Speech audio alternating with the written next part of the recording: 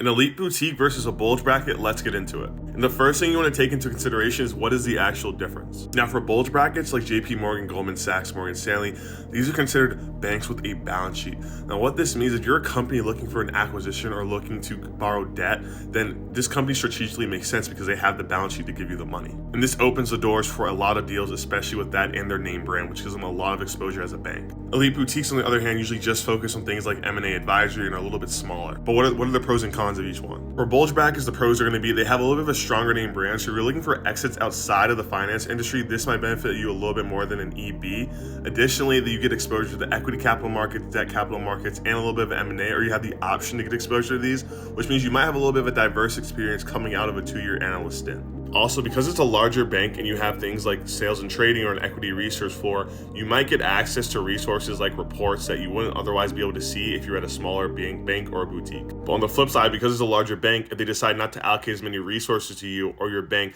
you could suffer relative to competitors when it comes to pitching and landing deals. You also want to keep in mind that both banks, but especially elite boutiques, build a lot of their deal flow off of relationships with senior bankers have with business owners. So if you're at a bulge bracket bank, you might find yourself in a little bit more of a bake-off with other bulge bracket banks, which doesn't sound that bad, but it means that you'll be spending more time on pitches, which would not always directly correlate to deals, which means a lot more of your time could be wasted on things that might not result in anything in the bottom line or money in your pocket. Now, for elite boutiques, you usually get some of the best pay in the industry, ranging up to 120 base and a decent amount of bonus. But usually along with that pay comes a little bit more responsibility. The deal teams are a lot leaner, which means you're going to get a lot more experience and you're probably going to get exposed to client calls a lot more often. I've heard that even as an analyst, your opinion is going to be taken into account when making decisions. But with this responsibility, it means you can also be working a lot more hours. And with this lean deal team, some deals you might not get stationed on that you really would have wanted to get staffed on, which can mean your experience might suffer and especially your sleep might suffer if you have a really large deal. So especially for an elite boutique, you want to make sure that it's a good fit for you. Otherwise, it could get a little bit ugly. If you're someone looking for a 2 in burning, go to corp dev or finance or something,